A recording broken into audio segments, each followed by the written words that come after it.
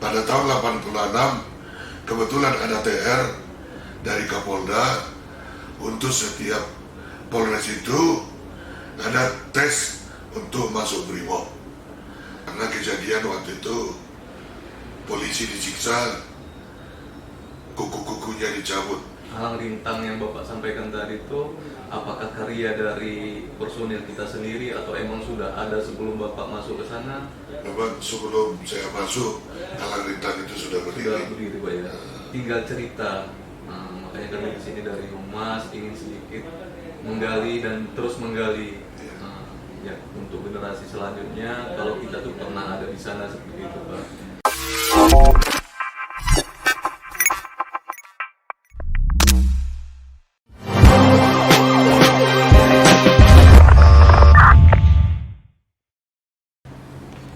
Assalamualaikum warahmatullahi wabarakatuh. Mohon izin Komandan, mohon izin Senior.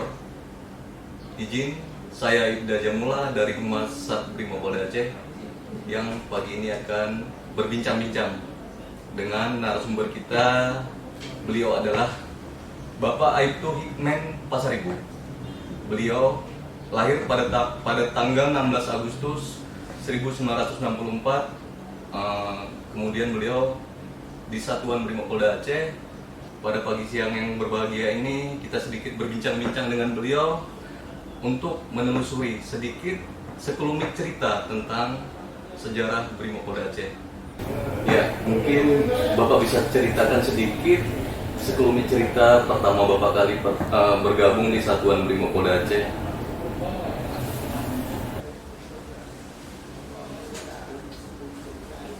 Sebelum saya bercerita tentang pertama saya menginjakkan kaki di Sat Brimob Polda Aceh, saya terlebih dahulu mohon maaf kepada senior saya yang udah purna apabila dalam cerita ini ada kekurangan atau kesalahan, karena saya pun mengingat cerita dari senior-senior saya. Pertama-tama saya masuk jadi anggota BRIMOB pada tahun 1983. Pada saat itu saya memang udah jadi seorang anggota Polri, cuman pertama saya ditempatkan di Polres Aceh Barat, dan pada tahun 83 itu ada penerimaan anggota Polri. Jadi saya pertama berdinas di Polres Aceh Barat. Pada tahun 86 kebetulan ada TR dari Kapolda untuk setiap Polres itu ada tes untuk masuk BRIMOB. Jadi saya kebetulan pada saat itu terpilih salah satunya yang lulus menjadi seorang BRIMOB. Pada tahun 86 kami diberangkatkan langsung menuju Sat Brimob Lingke. Di sana kami bergabung dengan senior-senior yang lama. Begitu saya sudah lulus, saya dididik kembali di Lingke menjadi seorang anggota BRIMOB. Waktu itu kami berjumlah sekitar 61 orang. Pada saat itu kami memang betul-betul digodok menjadi seorang pasukan. Lain saya waktu di polisi umum. Begitu kami ada sekitar 3 bulan digodok di BRIMOB, baru ada pada saat itu ada keluar untuk TR lagi, yaitu pemantapan kami di Bandar Baru, karena waktu itu belum ada dari Watu Kosek. Jadi kami di Bandar Baru 3 bulan. Setelah itu baru bergabung di BRIMOB kembali, yaitu di Lingke. Pertama-tamanya kantor kita yaitu yang lagi ditempati Gegana saat ini. Berarti yang di depan Polda, Pak ya? Iya, itulah pertama kantor kita. Dan saya bergabung di Kompi 5164 pada tahun 86. Disitulah saya mengetahui gimana Brimob yang sebenarnya. Jadi saya pertama ditempatkan di peleton 3 karena Brimob itu waktu itu hanya ada 3 peleton. Oh, 3 peleton Pak ya? Iya. Jadi saya dengan senang hati memang saya pun kepingin Brimob waktu itu. Jadi saya semua apa yang diperintahkan saya laksanakan dengan senang hati. Jadi pertama sekali Bapak bergabung di Brimob Aceh pada tahun 1986 itu tepatnya di Kompi mana Pak? Yaitu Kompi 5164 yang berkedudukan di Lingke. Oh, di Lingke. Iya. Kalau dulu posisi struktur untuk Brimobnya sendiri apakah sudah cuma satu kompi, kemudian apakah ada pemecahan lagi beton-beton seperti yang masa Bapak dulu? Pertama-tama hanya satu kompi, Iya. yaitulah Kompi 5164. Berarti dulu Bapak di kompi 5164 apakah di peleton atau posisinya di staf? Di Peleton, Oh, di peleton. yaitu peleton 3. Peleton 3. Kira-kira dengan berjalannya waktu dengan usia yang sekarang ini yang hampir memasuki masa pensiun, apakah Bapak masih ingat dengan mungkin kalau sekarang ini kita bisa sampaikan Dansat Brimobnya dulu siapa, kemudian waktu masa Bapak dinas di sana mungkin bisa diingat kembali untuk Dantonnya sendiri, mungkin masih ingat? Pertama-tama saya masuk Brimob, Dansat Brimobnya itu Kapten Pol Garmio almarhum. Almarhum Pak ya. Dengan Komandan Kompi waktu itu Leda Ahmad Banta. Pak Ahmad Banta. Iya. Kalau saya sendiri sih mungkin seperti sama halnya seperti Bapak dengar dari senior saya, tapi kalau masa di tahun 86 saya masih jauh dari sejarah ini Pak. Makanya kami di sini sedikit untuk menggali cerita untuk generasi-generasi selanjutnya di Brimob Polda Aceh ini. Mungkin semasa dinas Bapak di Satuan Brimob Polda Aceh, untuk penugasan-penugasan yang pernah Bapak jalankan ataupun untuk tugas kemana saja Pak? Masalah penugasan saya mungkin banyak yang udah nggak saya ingat, tapi yang paling bersejarah saya waktu itu penugasan ke Sungai Yu karena kejadian waktu itu polisi disiksa, kuku-kukunya dicabut, jadi keluar perintah dari Polda, Brimob diberangkatkan ke sana. Termasuk Bapak yang berangkat ke Iya, sana, Pak? termasuk saya sendiri.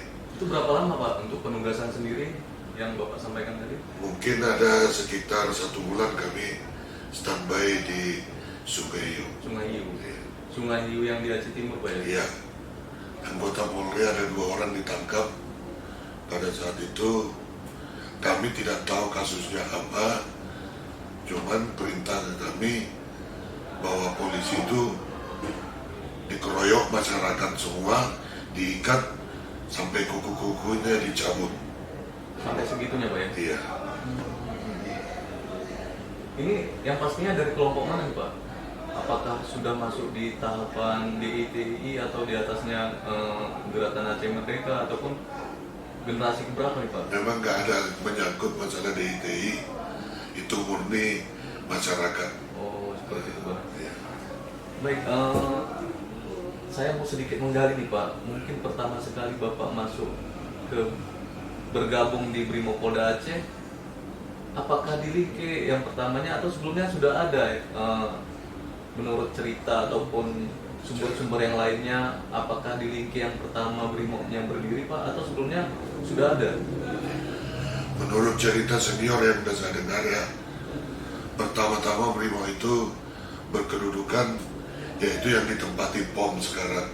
POM sekarang Ya. yang di Panti Perak Pak ya? Ya, di Pantai Merah.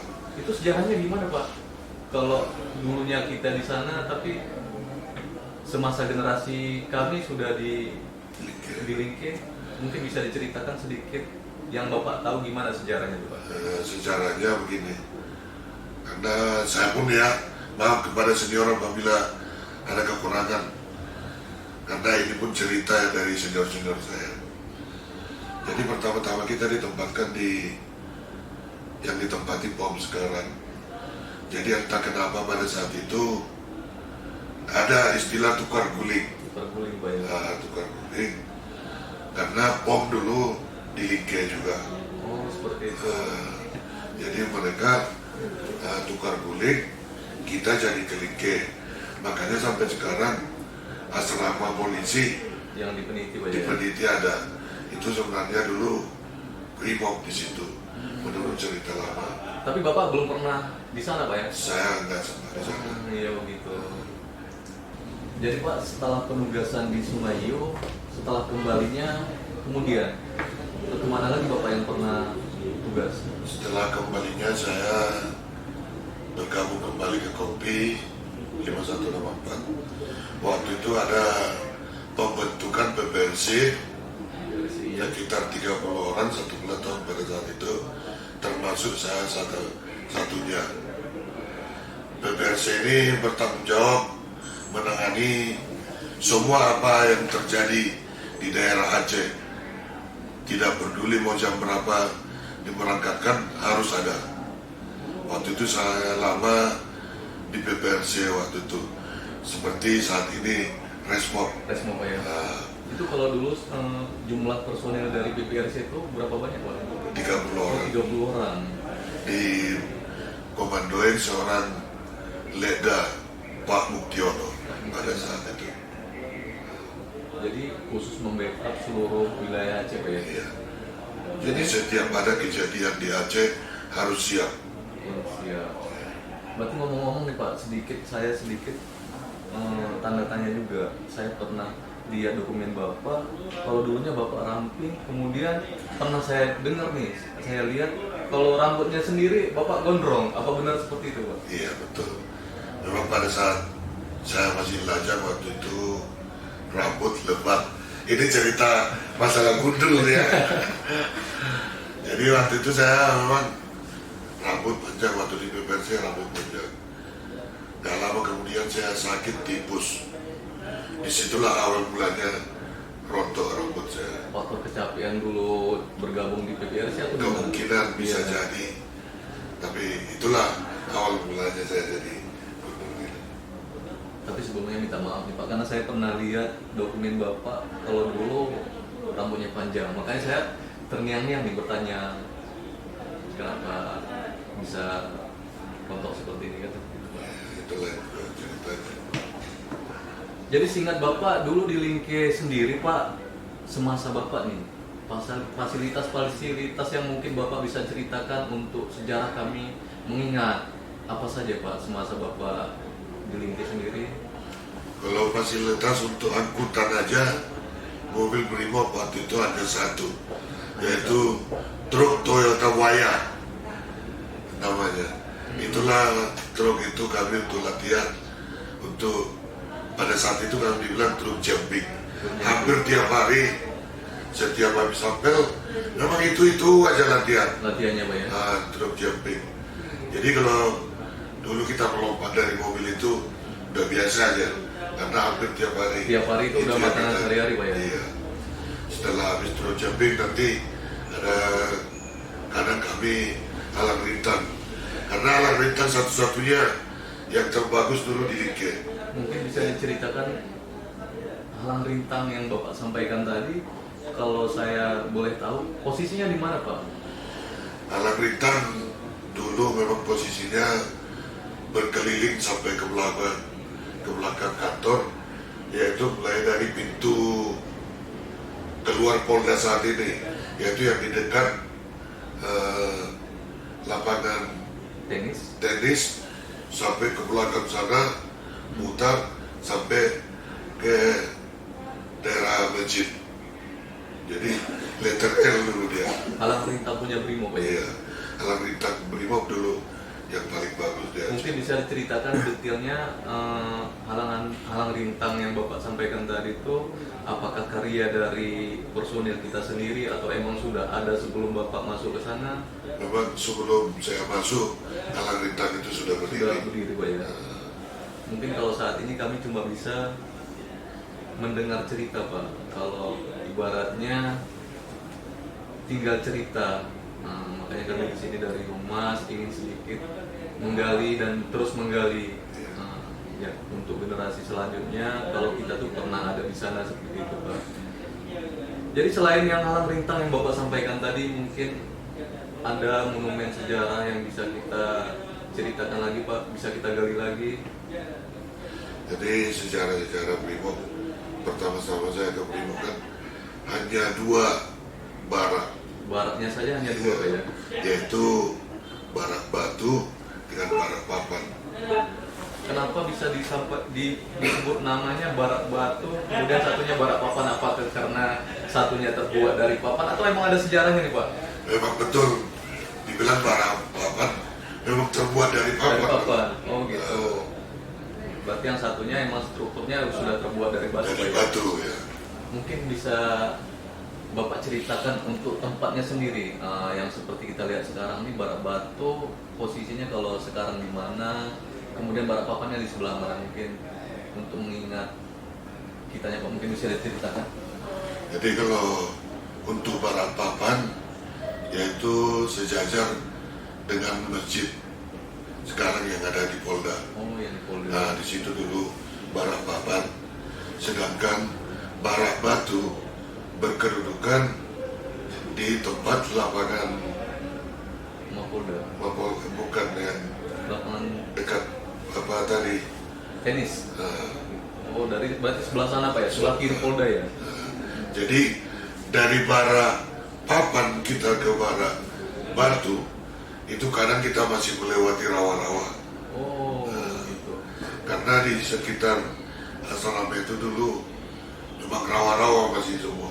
Iya pernah saya dengar dari senior-senior juga, katanya dulu di Lingki itu emang semua rawa, apa benar Iya. seperti itu Pak? Jadi kami setelah habis latihan kadang terus jumping sama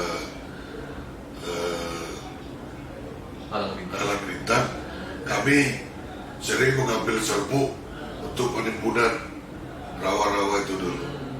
Serbu kayu pertama-tamanya. Pertamanya Pak ya. Karena posisi asrama kita memang betul-betul dikelilingi rawa-rawa. Iya, iya.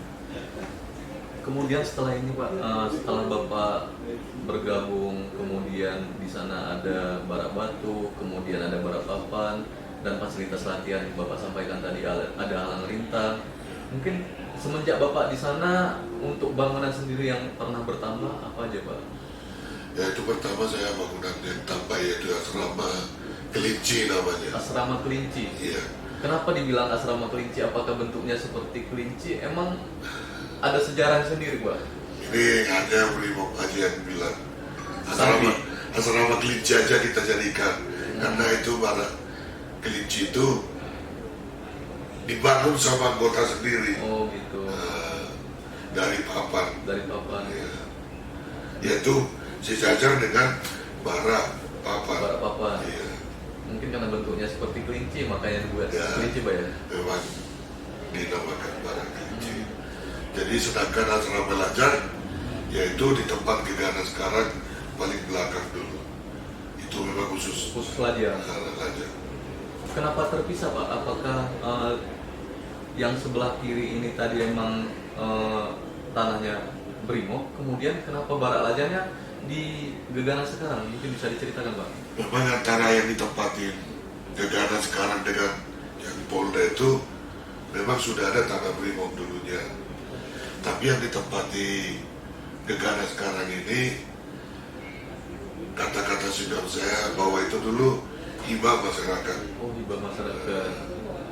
Mungkin bisa diingat hibah dari atas nama siapa? Mungkin kalau dari masa Bapak tuh mungkin lebih ingat lagi. Setahu Bapak. Namanya saya udah lupa karena itu pun cerita dari senior kan. Itulah namanya saya sudah lupa. Memang jelas tanah itu hibah masyarakat dulu katanya. Maklum saja sudah lupa karena udah menjelang pensiun Pak ya. Iya. Kalau ibarat ini udah asar Pak ya. Iya. Baik Pak, mungkin detailnya lebih singkat lagi. Kita sedikit ingin bertanya untuk Lingke sendiri, mungkin Bapak tahu sejarahnya gimana, ceritanya gimana kalau kita tuh kok bisa di sana Pak? Mendapatkan Lingke itu gimana? Ya itulah ceritanya dulu tukar guling dengan pom, dengan tentara lah. Dengan Pada tentara. saat itu dibilang dengan tentara, nggak dibilang dengan pom. Nggak ada sejarah tersendiri kenapa tukar guling Secara seperti itu, Pak? apa perebutan ini dan itu yang saya dengar tidak ada. Oh tidak ada. Oh gitu. Jadi Pak, saya mau lebih tahu lagi nih Pak, semenjak Bapak bergabung di SIGA, kemudian kopi apa saja yang sudah semenjak Bapaknya nih Pak? Pertama-tama pemekaran yaitu menjadi 3 kopi kalau seingat saya, yaitu pertama kopi Lok Sumawe Semawi. dan kopi Melawo, yaitu satu kopi di 5184 berubah jadi namanya. Namanya, oh Kompi Siganya berubah menjadi nama Kompi, Iya. seperti itu. Iya. Berarti kalau yang Lok Semawi sendiri Pak, untuk sebutannya apakah Kompi atau, karena yang saya lihat ada nomor serinya tersendiri, Pertama ucapannya memang kopi, Kompi. kopi Lok Sumawe Oh gitu. sama kopi Melawo. Baru ada pemekaran lagi seperti sekarang ini, jadi banyak, ada yang di Nagan, ada yang di Sumur Salam, ada yang di Gayo Lues. Nah, itu setelah udah sekarang ini kan. Untuk pemekarannya sendiri, apakah masih ingat ataupun gambarannya pada tahun berapa tuh Pak? Untuk Kompi pemekaran pertama yang di Lok Semawi dan di Nagannya? Saya udah lupa kalau pemekarannya itu. Yang jelas saya waktu itu langsung pindah dari kopi 5184 pembentukan kopi Melawo. Oh, pernah, berarti sudah pernah pindah ke Melabu Bapak? Saya waktu itu lama juga di kopi Melawo. Kebetulan pada saat itu masih pembangunan, saya udah di sana. Berarti tahun berapa tuh Pak kira-kira Bapak pertama pindah ke Kompi Melabunya? Lupa kopinya itu, apa tahunnya itu. Udah saking lamanya Pak ya? Iya. Karena saya sampai pemotongan kayu apa semua masih saya diri apa itu kopi Melawo itu. Jadi semasa Bapak pindah ke Melabunya, untuk transportasinya apakah sudah ada seperti yang sekarang ini? Atau memang seperti yang Bapak katakan cuma mobil Toyota yang untuk jumping? Pada saat pemekaran sudah banyak, Sudah banyak. kendaraan kita truk sudah banyak. Jadi kita untuk ke Banda Aceh, Bali udah ada transportasi kita. Oh, seperti itu. Mungkin sedikit saya bertanya lagi Pak, pada saat tsunami, Bapak tuh posisinya di mana Pak? Oh iya, cerita masalah tsunami, kebetulan sebenarnya saya nggak sanggup untuk menceritakan karena dalam keadaan sedih juga ya. Iya. Posisi rumah saya asrama paling belakang, pas pojok, Polda paling belakang sekarang. Jadi seperti yang kita lihat sekarang nih Pak, kalau dulunya kita tahu Brimob itu adanya di Ringke, tapi kenyataan sekarang kita lihat sudah jadi Mapolda Aceh. Ya. Mungkin bisa Bapak ceritakan, karena waktu saat saya bergabung di Brimob Polda Aceh pada tahun 2006, yang kami lihat sendiri kantornya di sebelah masjid. Apakah itu gedung baru atau gedung lama, atau bisa diceritakan lebih detailnya Pak? Jadi gedung yang ditempatin Propam saat ini itu memang gedung lama, sebelum tsunami sudah ada. Memang dulu kita membangun itu membuat aula rencana, tapi karena ada tsunami, bahwa itu setelah habis tsunami kan kita jadikan jadi kantor kita. Oh, berarti emang itu kantor induknya sendiri di mana posisinya Pak? Kantor induknya yaitu yang di depan Polda sekarang ini, di depannya dulu memang kantor kita.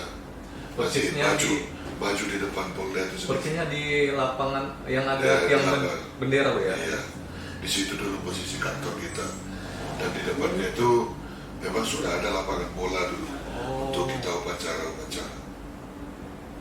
Berarti untuk kompi yang dulu, apakah satu kompinya gabung di sana semua atau emang ada kantornya tersendiri Pak? Jadi pada saat tsunami itu kantor kita bergabung semua di aula itu. Allah. Nah, jadi setelah bara-bara ada yang tinggal peninggalan tsunami kita bersihkan, baru kita perbaiki, kita buat kopi menjadi kopi-kopi.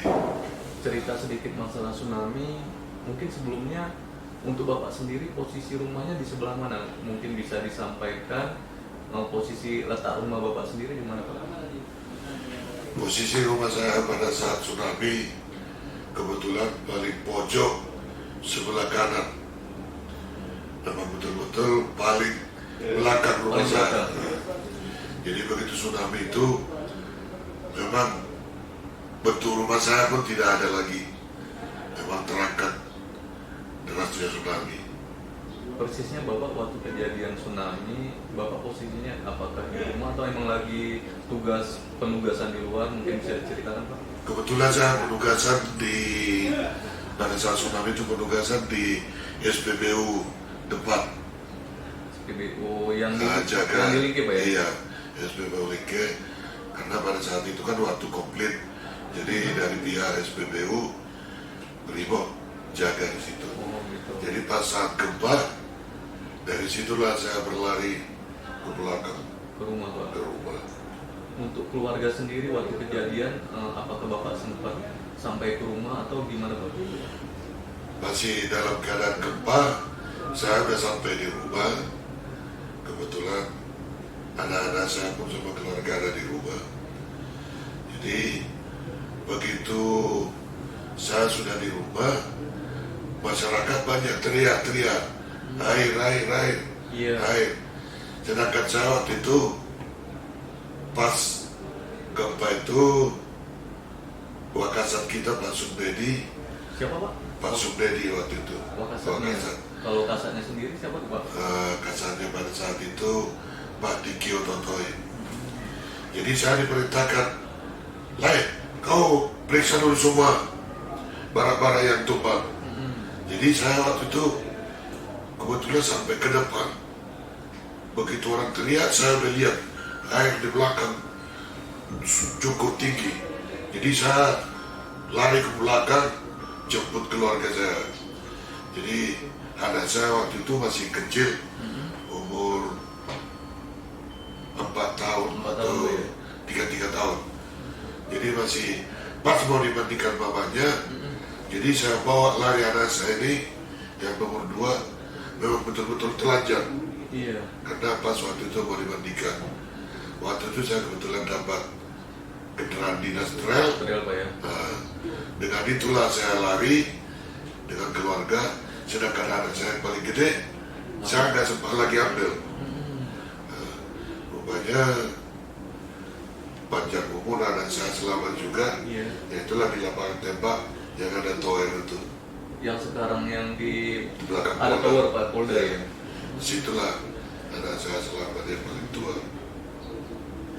Itu pun bertemu saya setelah hari kedua. Hari kedua. Kalau Bapak sendiri waktu saat kejadian itu untuk evakuasinya kemana Pak? Larinya ke Saya evakuasi pertama sampai ke Sibres sana saya lari. Sibres. Iya. Setelah saya di Sibres saya kembali ke Belang Bintang karena saya ada dapat cerita bahwa Brimob itu di Belang Bintang semua. Berarti kalau boleh tahu Bapak sendiri untuk di Brimobnya yang saya tahu dengan berjalannya waktu, insya Allah 2022 sudah mengakhiri masa dinas di kesatuan ini.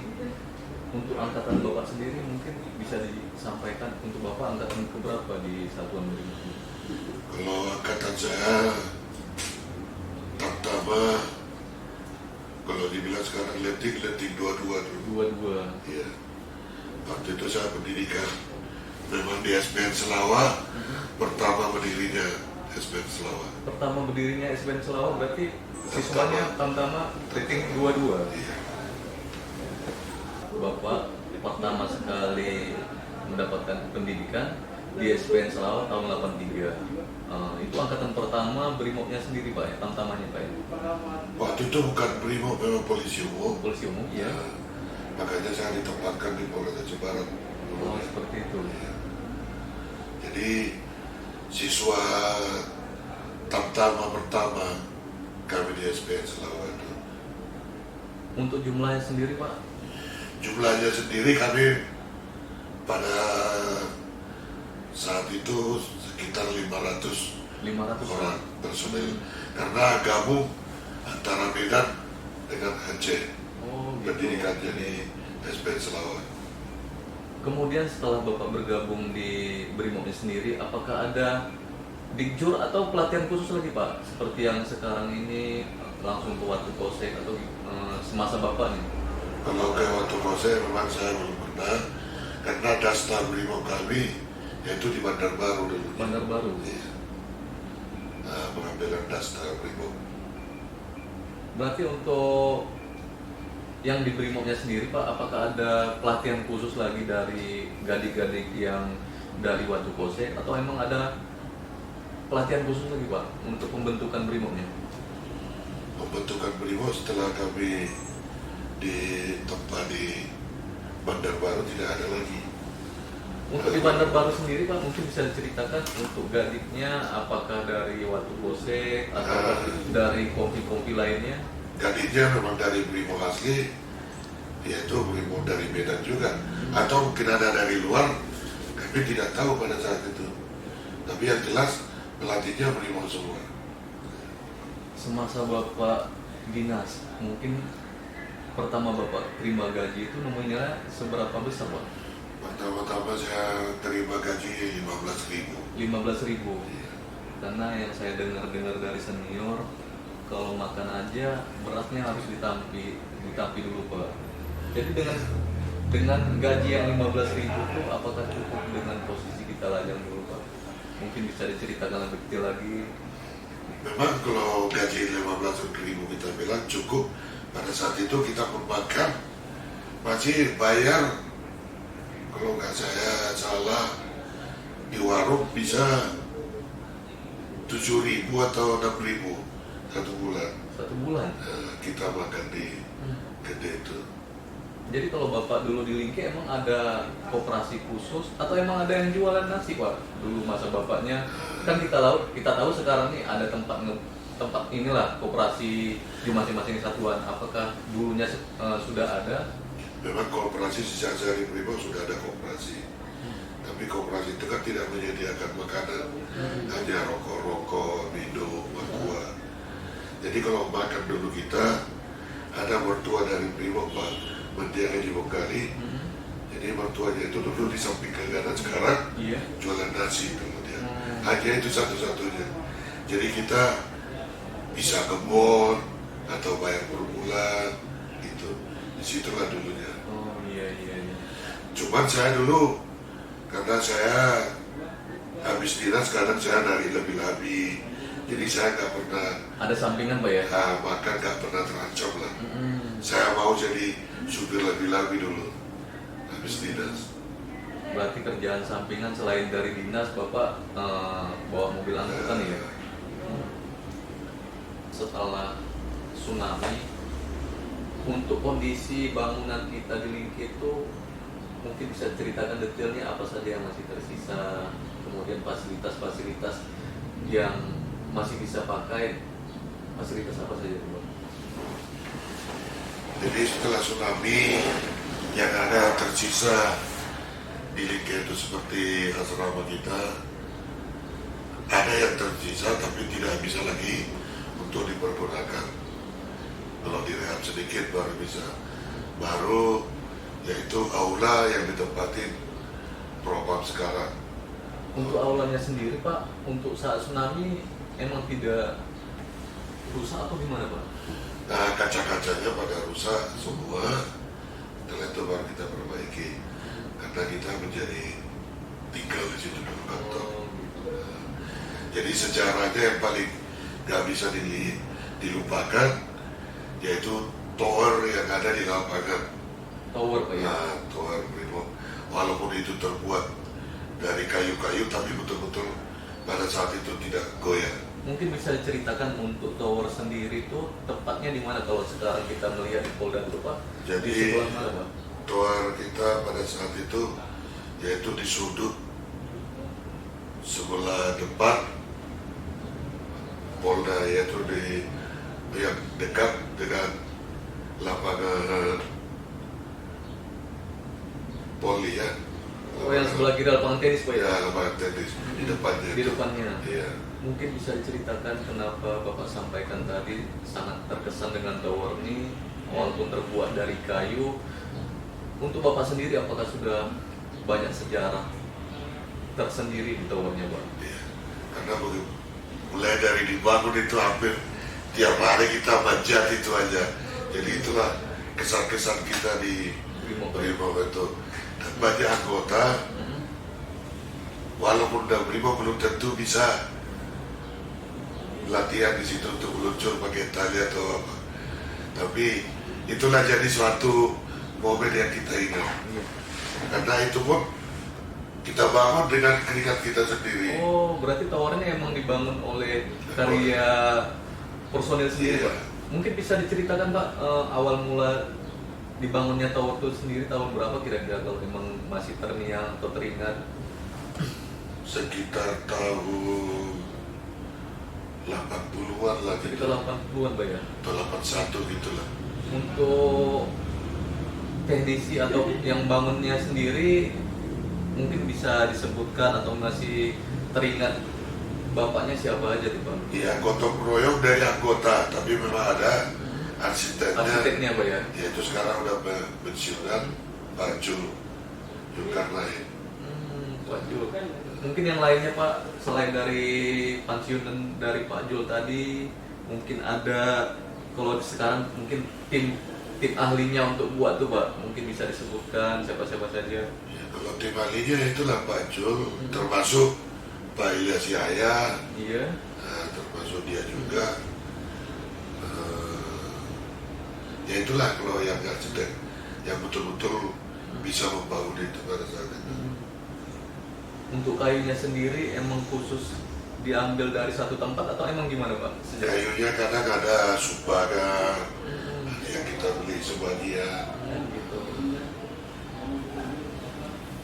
Karena pada saat itu anggota kita adalah yang kerja di proyek kayu. Iya.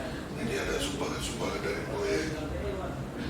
Untuk penjagaan sendiri Pak, kalau dulunya posisi penjagaan setelah tsunami untuk kondisinya sendiri gimana Pak?